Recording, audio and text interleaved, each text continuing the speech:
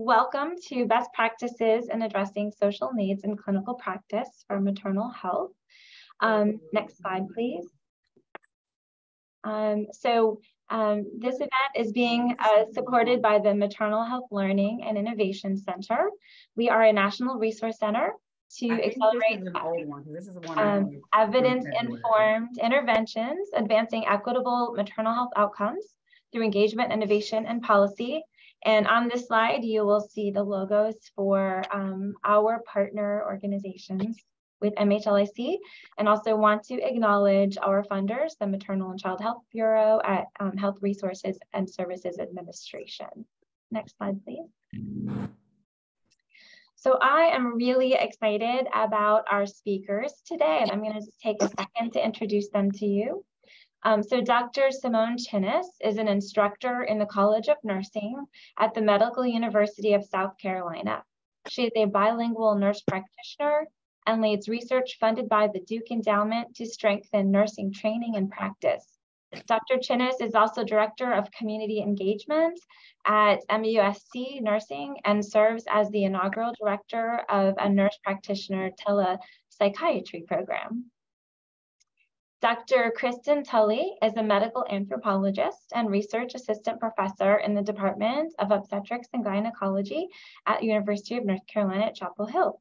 She has led mixed methods research for maternal health in partnership with families and healthcare team members. Currently, she serves as a core team member of the UNC Health Executive Equity and Inclusion Council.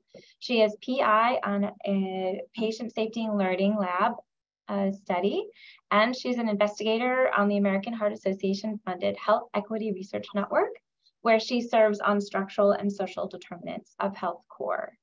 So really awesome people to talk with you today. Next slide.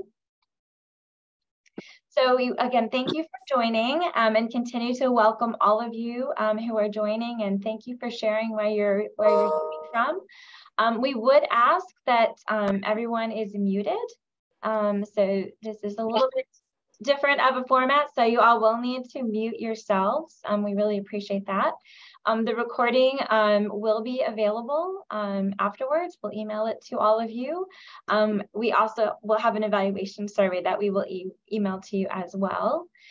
So please go ahead and ask questions and share your thoughts throughout the presentation. You can use the Zoom chat or the Q&A feature. And so we will be doing the questions at the end, but we will keep track of those as we go. And if we see anything that needs some immediate clarification, we will bring that forward.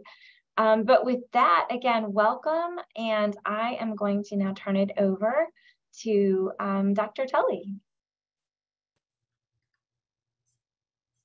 Good afternoon. Thank you so much, Dr. Verbies and the MHLIC team. We're so excited to have this opportunity to engage and to share what we've been learning with colleagues regarding best practices for addressing social needs for maternal health. Dr. Chinnis and I are here to share insights from research and practice. And references are included on each slide, and the full list is at the end. And I'd be happy to share the full text of each article as part of follow-up as may be helpful.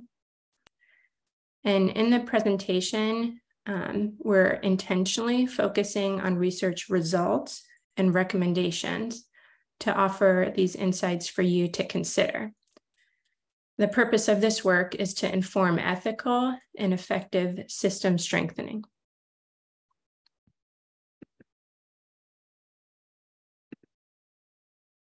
So it's wonderful to have two integrated sessions to share and reflect together. In this hour, the objectives are to define social and structural determinants of maternal health, describe research findings on best practices for SDoH screening and referral, as shared by birthing parents and healthcare team members, and list strategies for strengthening healthcare systems to address social needs. As Dr. Verbies offered, please share thoughts in the chat as we go, and we'll have some time at the end to respond to those in real time. And in the session next week, we hope to go deeper into more resources and learn from each other about what's working well as part of building on clinical strengths.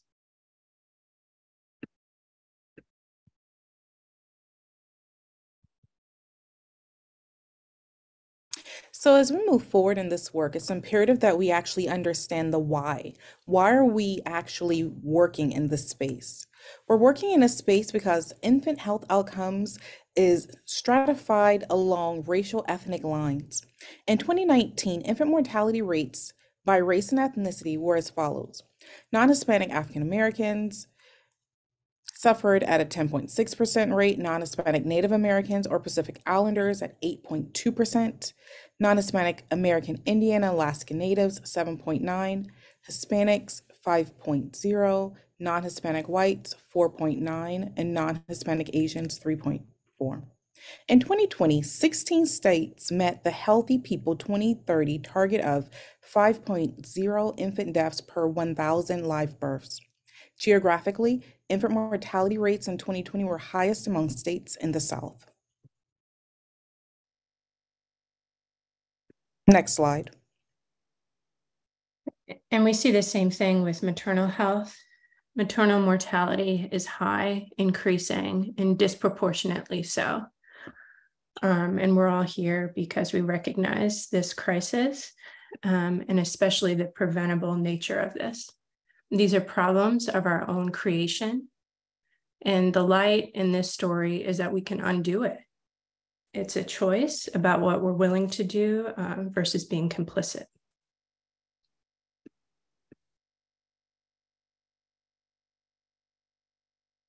And so as we sit in this space and we analyze what systems are impacting these rates, we must understand that resources exist to help us as we move forward. The Center for Disease Control and Prevention, Healthy People 2030, provides guidance for the prevention of pregnancy complications, as well as ways to improve maternal health before and after pregnancy. Bless you. Next slide.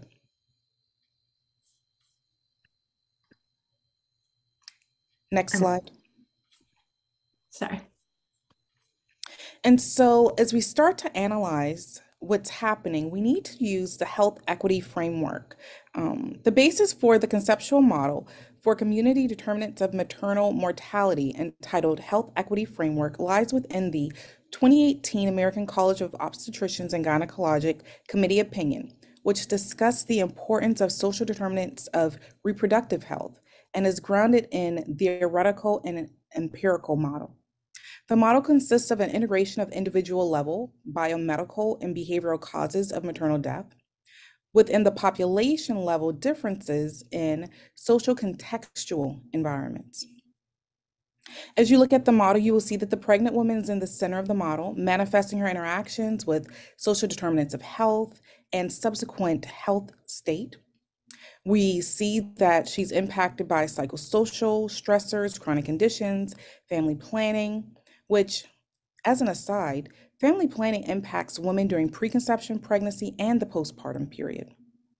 As we further analyze this model, we are able to see that the vertical dimension represents the multi-leveled causes of morbidity and mortality, ranging from biomedical conditions such as cardiovascular issues, neuroendocrinologic issues, immune inflammatory health. These are all part of what can happen when there's a disequilibrium in the system. It's important that the incorporation of an equity framework occurs in maternal mortality surveillance. It's imperative that we understand the systems that are at work and we work together to change these structural issues. Next slide.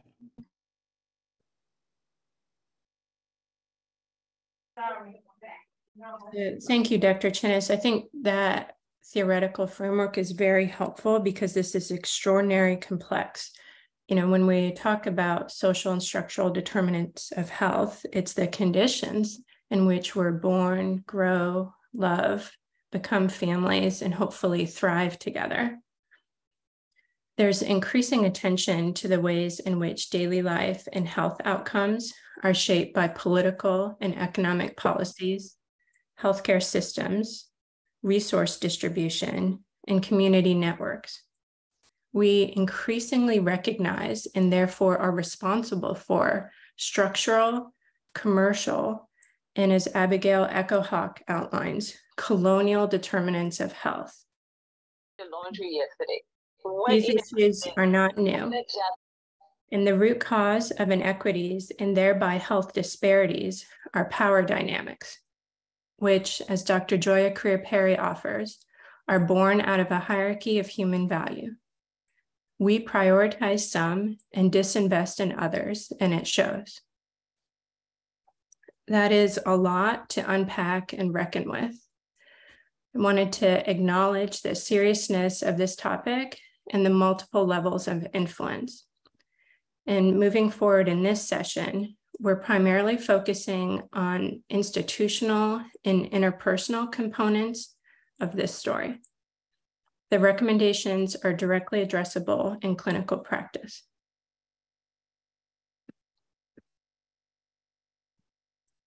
So as we shift to offering some of the public health guidance and then research, I wanted to ground this in a reproductive justice framework. So my goal as a researcher is to partner with those most affected to generate new knowledge, to build on what's working well, and to co-develop solutions. In this way, we can continually improve to accommodate what people need to know, feel, and have happen to be safe and well.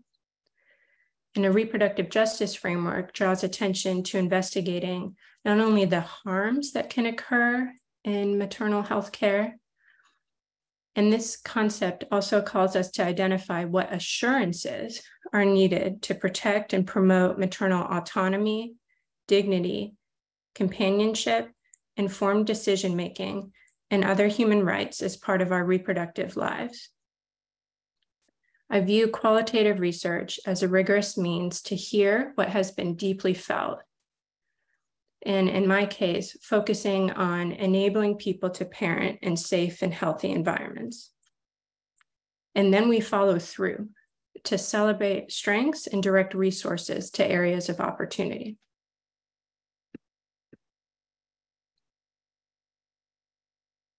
And so in a clinical setting, we have to translate information from the research into actual practice. And as we sit and we figure out ways to prevent the occurrence of an increase in maternal mortality pre-pregnancy, we need to educate people about how to adopt healthy habits before pregnancy. Ensure that they're obtaining their annual physical exam, which is just a screening consisting of regular physical exam questions and updated history, which informs a provider of the patient's risk factors for complications. Additionally, talk about maintaining a healthy body mass. We need to advise them of the different things that can be implemented to guard against risk factors that are associated with type 2 diabetes, hypertension, cardiac disease, such as consuming foods that are low in salt, low in sugar, ensuring that they participate in physical activity for at least 30 minutes, 5 days a week. Advise individuals to remain up to date with vaccinations, as well as for any female who is of childbearing age, it's imperative that they supplement with folic acid.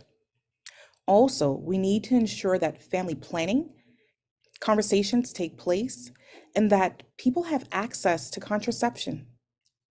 We need to address social determinants of health pertaining to economic stability and education, whether or not they have a safe place to reside or they're suffering from housing instability. We need to have conversations pertaining to interrelationship violence. We need to ask about what type of healthcare services they have access to, as well as what additional knowledge is needed. We have to build a bridge connecting them with the services that are available to meet their needs. Next slide.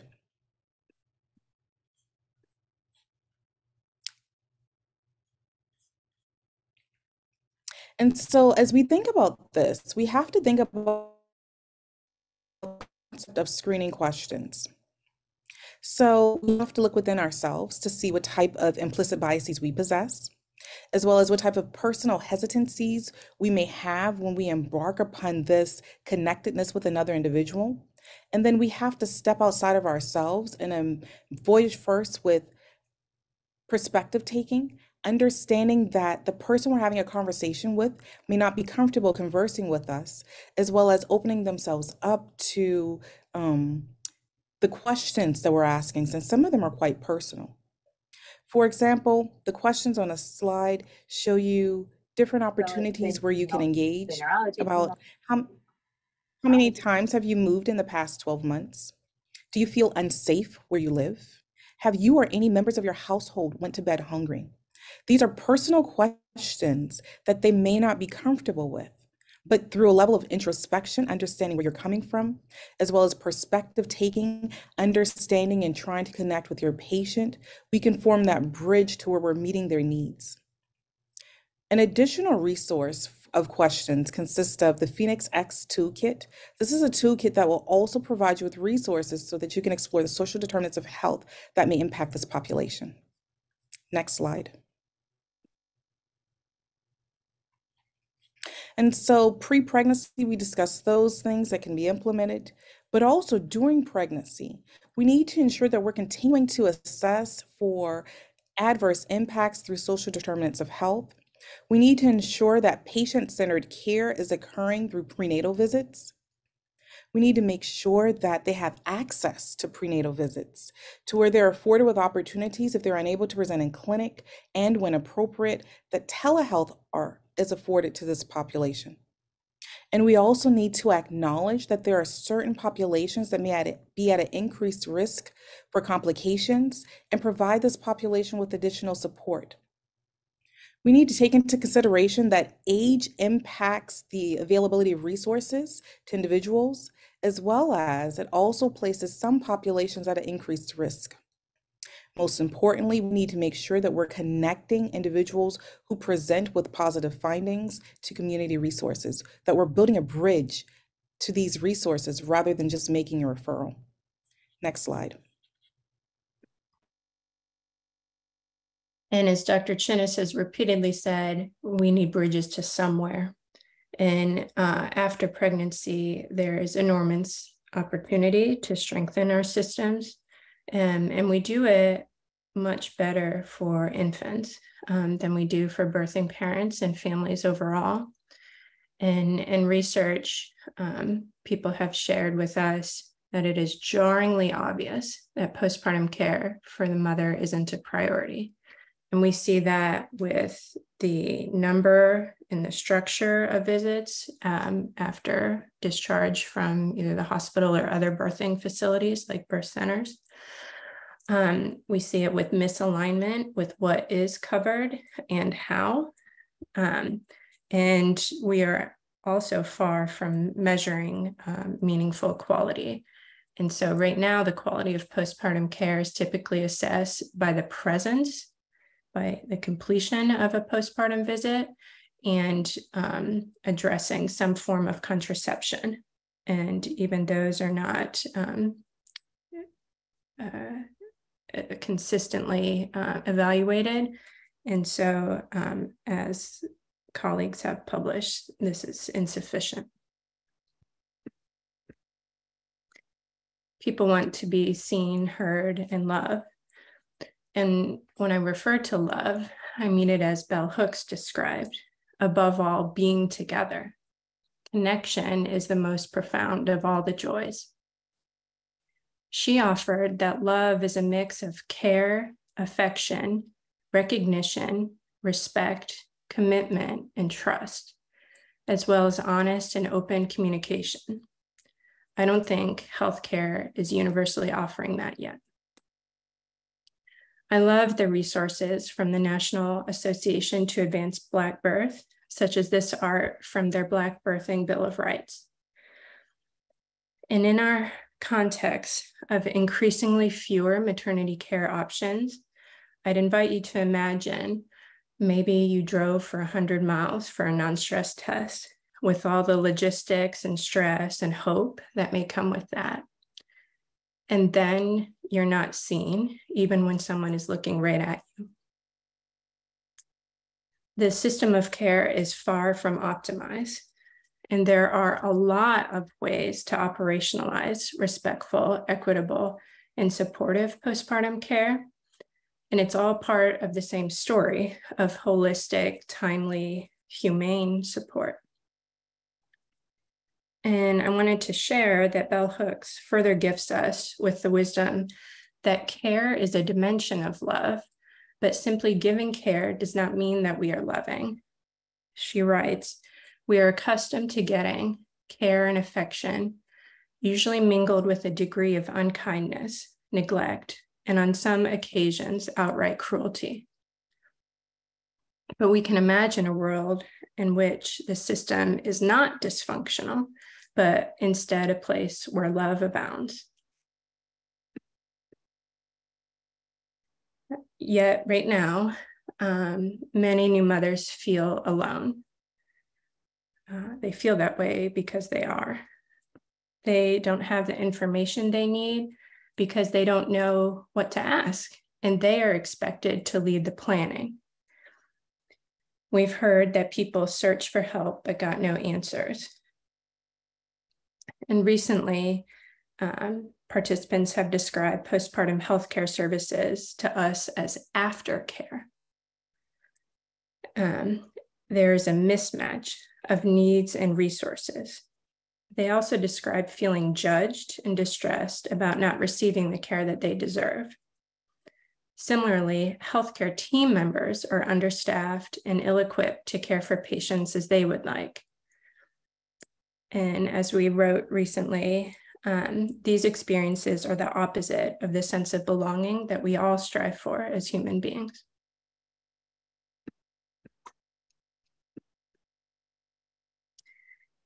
And so Dr. Jen Fahey, a midwife researcher at the University of Maryland, has recently outlined how in the United States, social support services are typically provided through means-tested programs, and that they are fragmented and uncoordinated, much like the ways that we've outlined different services for parts of our bodies and minds postpartum.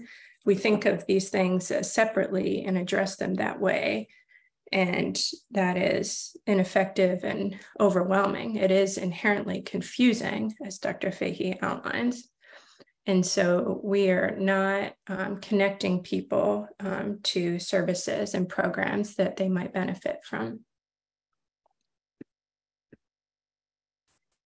And so here's sort of my takeaway slide that I want to share with you all, that we can shift towards leading with resources.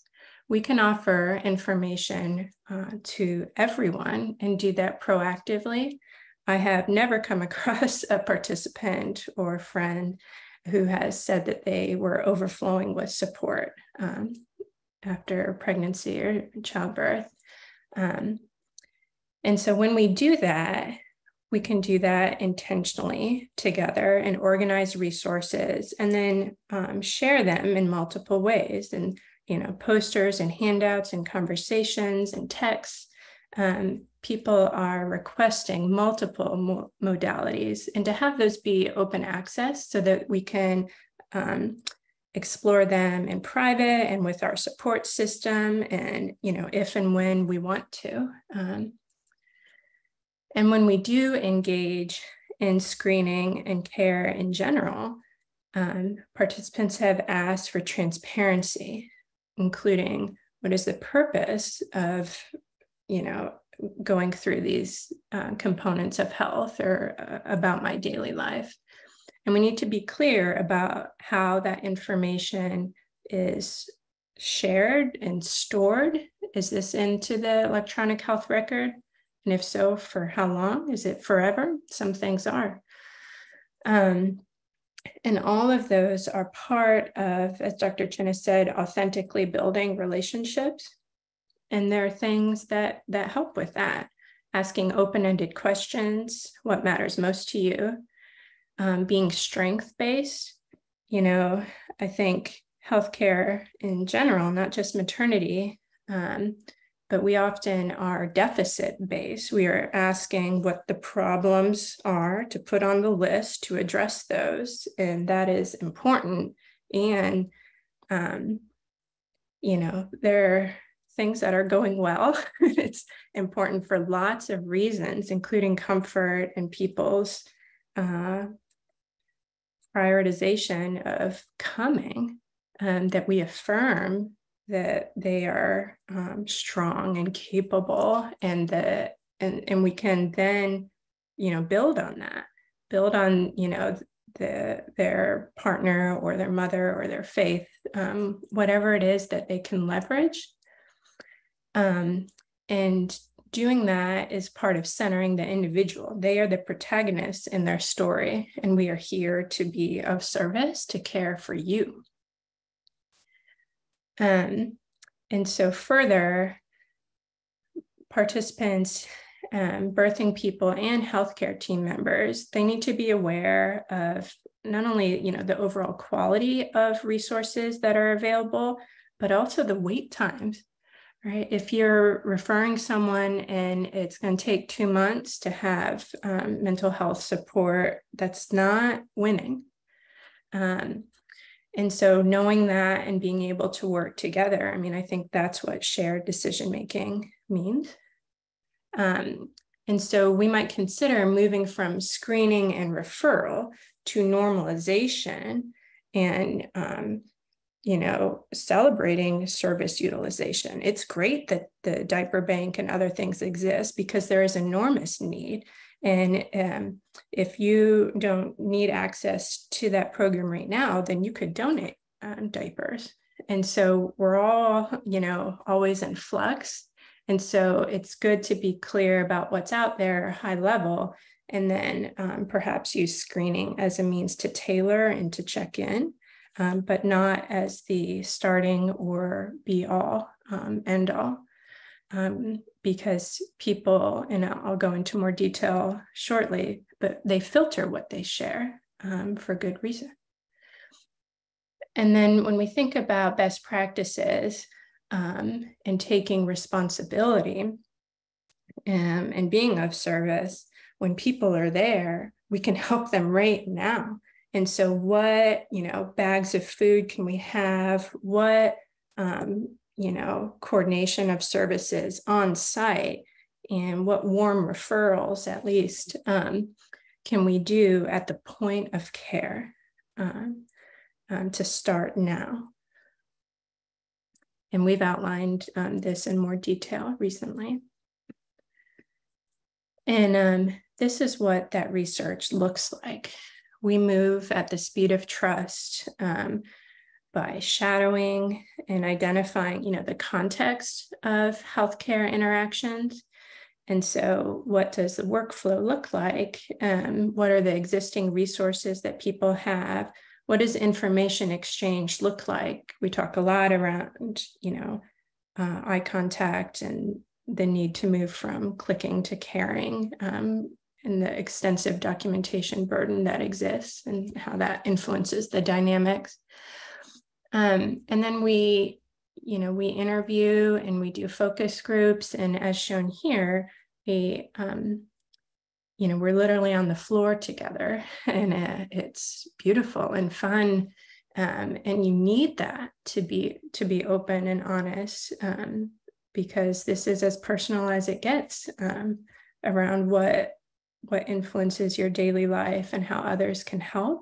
And first, do no harm. And so we have described recently, activities to prompt conversation and sharing, and strategies like doing card sorting for prioritizing what participants suggest matters most. And it's interesting because when we did this research on screening and referral for social determinants of health, we as a team set out to optimize the workflow. Like, what kind of tool should we use? Should it be on an iPad or paper? And when should it be handed? And then who should read, sure that it's read, because sometimes it isn't. But what people offered was sort of a much more fundamental about the approach. And so in our daily life, you know, when you ask someone how they are, there is always a lot going on. In this Instagram post about, you know, I'm fine. That's a function of how much time you have, how much you know someone, and what you think might come of what you share, you know. But yet in clinical practice, often we say, welcome to the clinic, here's some papers, please complete this form. And in this case, a pregnancy risk screening form. And even when it has framing about please complete this side of the form as honestly as possible and give it to your nurse or doctor, this information allows us to coordinate services to provide the best care for you and your baby. But it's a lot to circle. And so I want to share, of course, there are immense opportunities to be helpful and to connect. And there are also potential harms of engaging. And this is what we heard very clearly when we partnered with pregnant and postpartum people, including Spanish-speaking individuals. The thing that they said was, you know, how might this information be used against me or my family? And Dorothy Roberts has written about surveillance, and that's a word we use in public health, but it has a lot of meanings. And she offers, you know, detailed accounts into what the system can be like, which she calls family policing and benevolent terror. And so it's very traumatic to learn about the ways that this can and does go.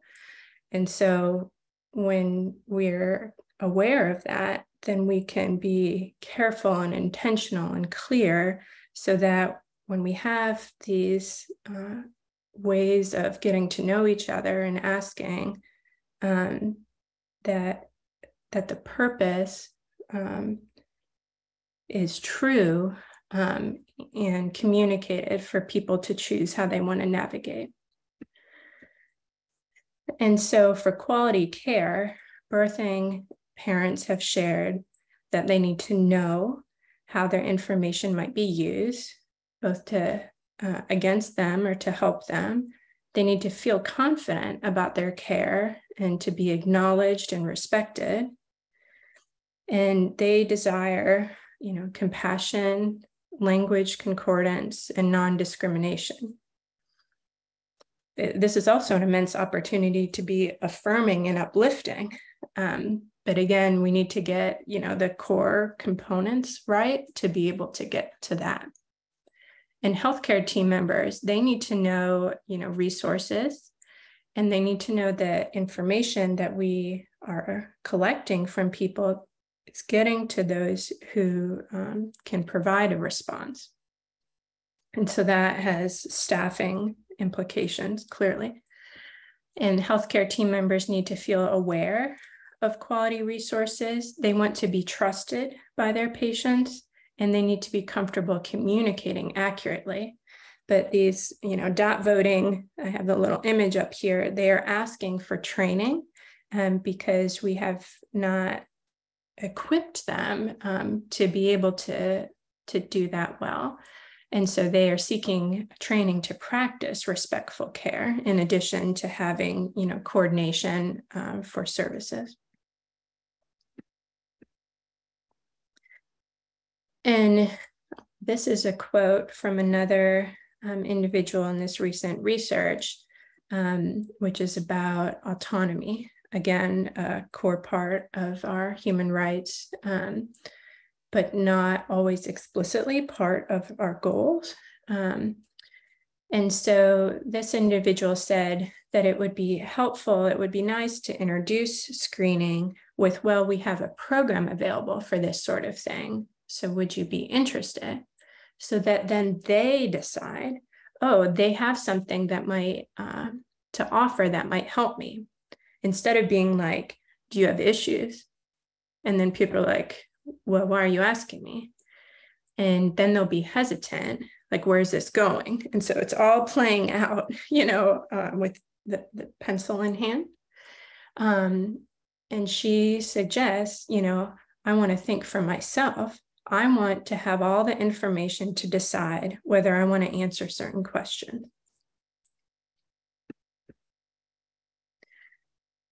And so if you don't have a resource or other capacity to respond, then I do not think it is best practice to screen. For specific items, if there's not capacity to help, because by offering that and asking people to complete that, we are implying that there's something that can be done, and that is not always the case. And so we trust these institutions to help us, to care for us. That is the purpose. And when they can't, and when they don't, then there's a concept called institutional betrayal. We expect things that aren't given, things that we deserve. And so this individual is saying, is there any type of emergent protocol in place? And so she's offering that if you're screening someone during pregnancy and you give me this checklist, say we're in the middle of the heart of winter and I tell you I'm sleeping in the back of my car, one of my windows is broken and I have 2 toddlers in addition to myself, what's done? Do you call social services right then and there? Do you try to get emergency help in? Is that your place? You see what I'm saying? This needs to be something that you guys think about, because then if the physician is like, oh, wow, really sorry to hear that, maybe you should call such and such. Then me as a patient, I'm like, I'm never coming back to see you. I'd be like, are you crazy? So this is about readiness. And so my colleague and friend, Dr. MHLIC Gibson, created this graphic about to help with, again, institutional readiness. Is the system that we have in place in any particular clinic, is it equipped to care for people? And this is open access. You can explore. The thing I want to highlight is that, have I shared all the resources I can without screening? And if the answer is no, then from this research, this human-centered design, then the request was to do that, to give people information, and then go through and go into more depth.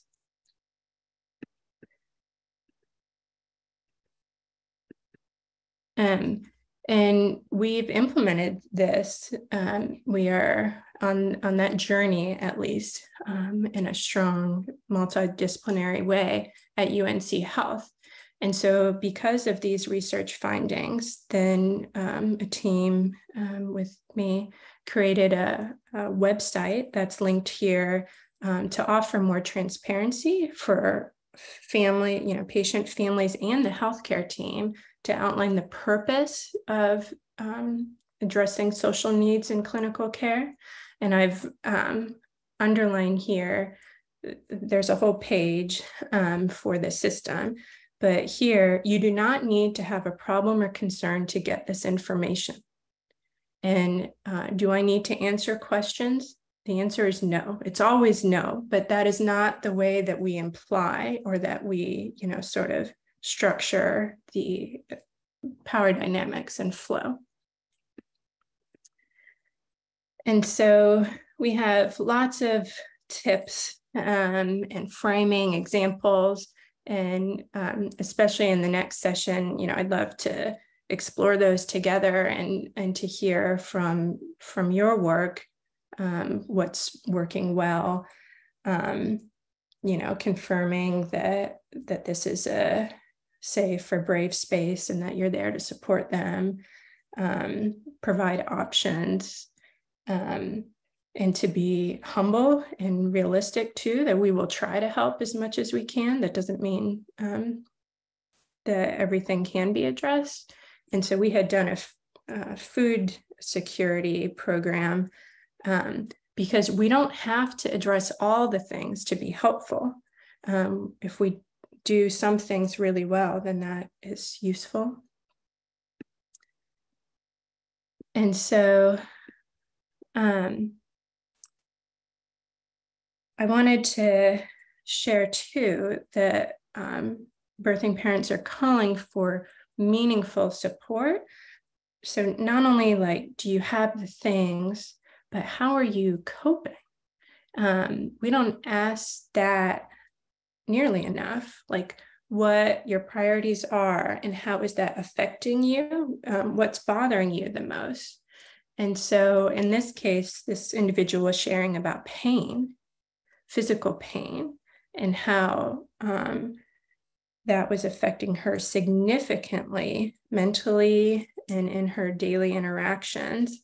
And that the only time people in her story, she was sharing, the only time you're coming out of the house is to see a physician. And then they say, they change the medication or up the dosage, and they never ask, how are you doing? And she was reflecting then, when you're in that much pain, it's hard to act the way that you want. She talked about feeling mean and feeling so disconnected and isolated that it was intense and, wanting to burn things down. And we push people to such extremes because we are not with them, power with.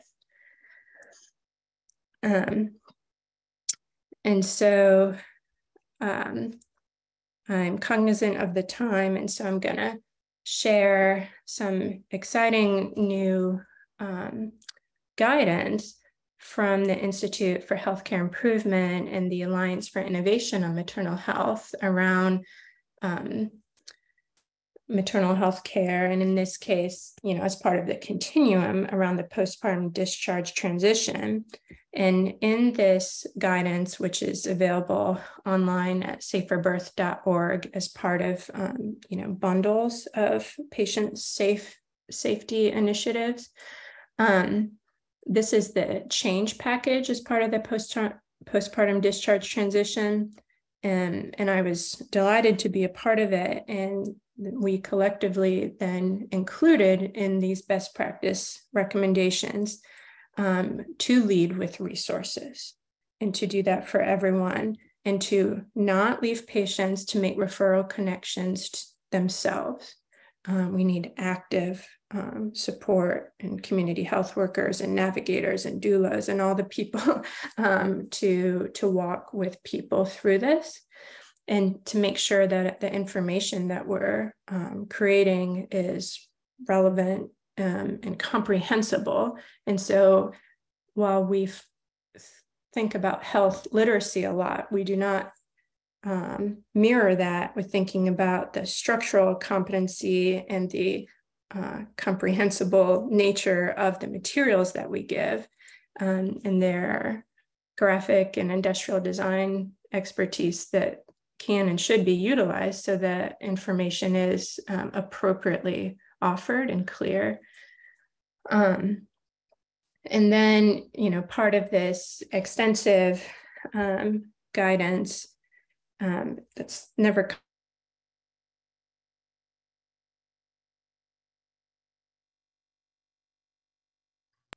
to supplies. And so in this case, hygiene supplies. And so I'm talking about pads.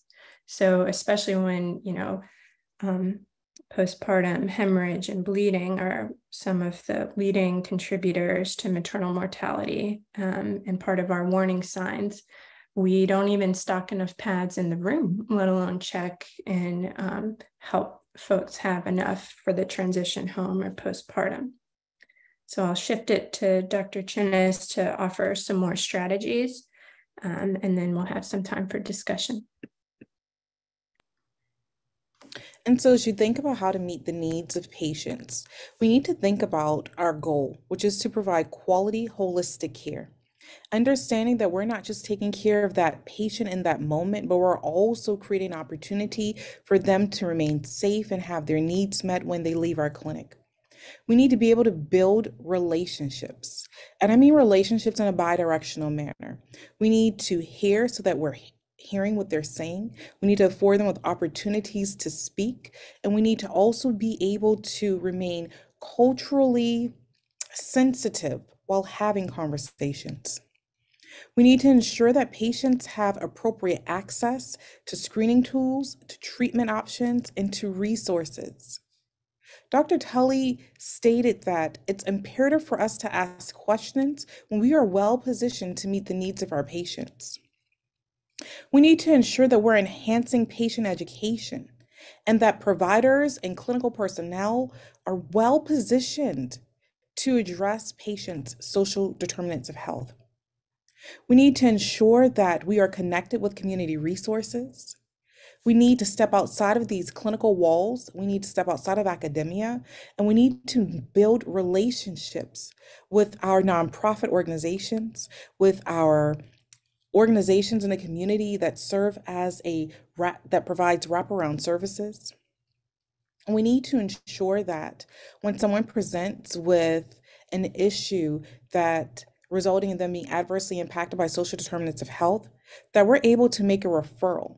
And I don't mean a referral such as a provider writes a state of a diagnosis and this is what's needed and this is the specialist we're sending them to, but a referral to our staff, or right then and there, a referral to a community organization where before they depart, we have already called and created a relationship on their behalf and actually scheduled a time for them to follow up.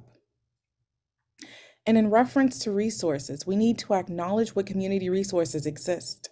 In South Carolina, we have PASOS, which provides culturally responsive education on family health, early childhood, and positive parenting skills for the Latino Hispanic community. We have Nurse Family Partnerships, which targets first-time moms. However, with this organization, there is a social economic requirement that's there. There are organizations like Family Connections International, which is committed to strengthening bonds for families of newborns and linking them directly to supportive community resources. You have organizations or national tools such as the Neighborhood Navigator. The Neighborhood Navigator is an entity that can touch any zip code within the United States. It's something where I can be here where I am currently in California and I can meet someone and they can state that they're suffering from housing insecurity or they're unable to pay their utilities for that month. And I can literally put in their zip code and connect them with a community chest organization. We need to understand that as we're working within healthcare, we're still responsible not only for the physical state of that individual, but we're also responsible for those things that adversely could impact their physical state, such as social determinants of health. We really need to reevaluate the healthcare system and figure out how we can best meet the needs of our patient population.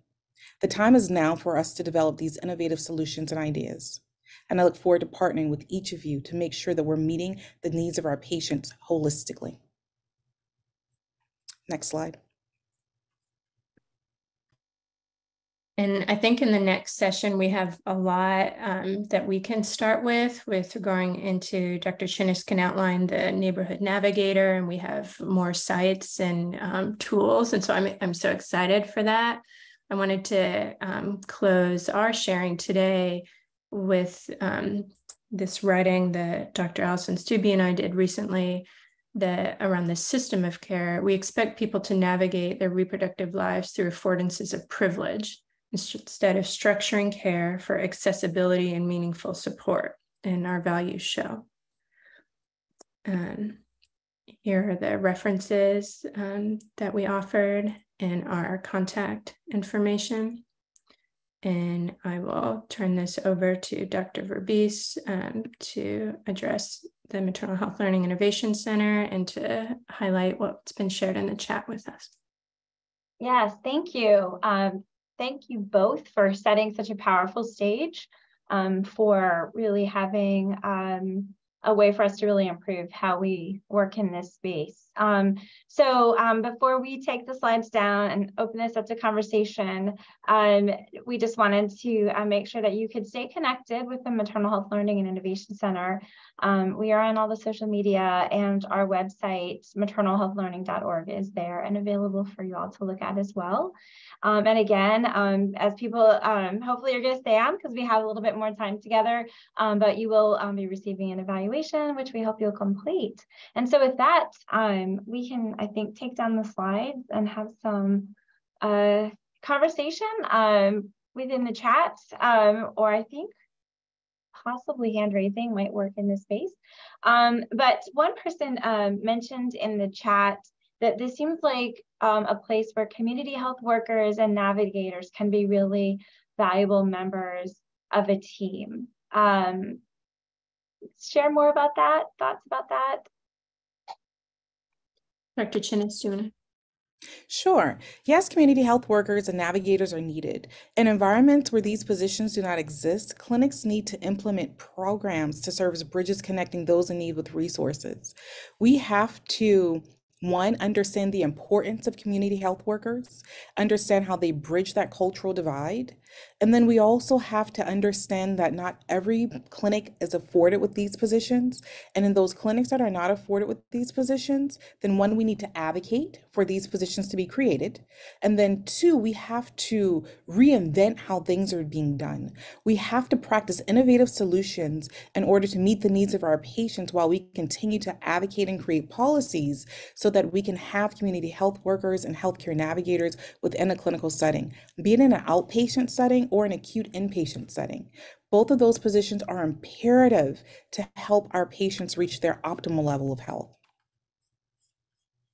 And I'll just add how wonderful Health Connect One is with leadership on community health workers, and how important it is that when we think about that, they cannot be so watered down that they're ineffective or unable to sustain their positions either. It's critical that they are, community-based, fully integrated and supported, including in their professional lives.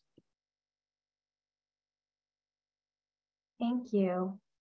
So others, please feel free to chat anything that has resonated with you from listening to what you've heard, any thoughts you might want to share.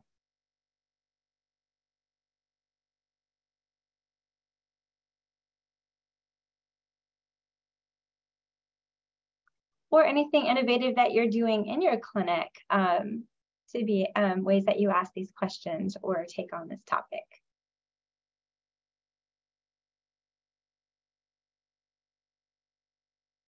And you can raise your hand if you'd like as well. I just want to speak up. If you would like, I could provide guidance on what we're doing in my personal clinic as a provider. Maybe I can just do this to initiate the conversation. So my clinic is a bilingual, actually there are many languages that's spoken, but we actually practice culturally applicable care. And in that sense, we've been doing this since about 2017, where we've been assessing patients about their social determinants of health, and before they depart, providing them with some level of connectedness with community resources. Our newest tool is just connecting people with the delivery of free groceries. We have this connection with the local food bank as well as a local nonprofit organization where we can submit their name and create a referral to this entity who would in turn follow up with them and then start delivery using Amazon services. And so it's just understanding what the needs of your patient population are, and then connecting and building that bridge through whatever means possible. Thank you for sharing that. And so Ali mentioned, as with Anthem Indiana, that Anthem Indiana Medicaid uses the community resource link that was once findhelp.org. That as a resource, it's also known as the Neighborhood Navigator. I'm seeing some nods.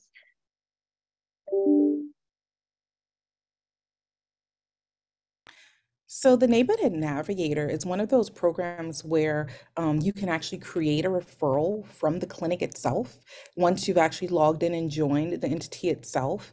And so it's a quick way to build a bridge. I just always tell people make sure you follow up with the family to ensure that their needs have been met and that someone from the referred entity has actually followed up with them. In a clinical setting, you may or may not have anyone who would be able to serve as that bridge, but I'll always say maybe before clinic starts or at the end of the day, let's try to circle back with families to ensure that their needs are met when we're using these resources and these referral tools. Great, thank you. So I think, this has been a lot of content, and let's see, we have a team of community health workers and maternal community health workers, in addition to managers and social workers for our physical, behavioral, and maternity team. So thank you for that. Yeah, definitely seems like there are folks that recognize this as a team effort and not something that only one person in a clinic can manage. So I think that that's really important. Other thoughts, anything you'd like us to kind of lean into next time? Any challenges in particular, any pushback that you might have to some of the things that were mentioned, so we can kind of dive into those next time? We would love to see those in the chat because this is really an important area, and it's also a really challenging area to work in as well. So Julia mentions that NYP has a postpartum doula care service that's free to patients and includes community health workers if needed. And she's a social worker embedded in the practice and supports social determinant of health barriers identified in routine screening. Yes, I'm also a social worker. I think social workers are really valuable members of the team in this space for sure. And Kristin has a question about caseload for community health workers. So if you can share that, and again, this might be a place that we might want to talk next time around caseload. And we've got a request about what other states are doing to support their minority patients that have immigrated to the US and are not citizens. It's a very important question, so we've got that noted. And an interest in talking more about maternal mental health for future session. And yes, Madeline, we do love social workers. They're really important. So great, we can cover some of those things. Anything else that you'd like us to touch on? Our first time together was really setting the stage and sharing some key information, approaches and thoughts with you. And then also thinking maybe next time a little bit more about how to implement these strategies was, I think, another question that has come in. So Drs. Tully and Chinnis, I'll let you have the last word before folks sign off. And everybody, we are making note of all of your ideas in the chat.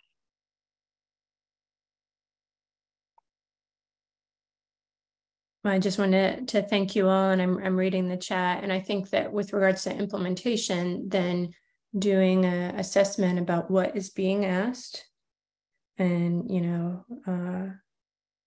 with what patients, and checking, do we have resources to address those needs? And if not, teamwork around that. Well, everyone, thanks for being with us as we get this talk started. This is the beginning, certainly not the end. Again, we appreciate everyone. We hope that you have an excellent rest of your week. Thank you to Drs. Tully and Chinnis for their time and wisdom that they shared with us today.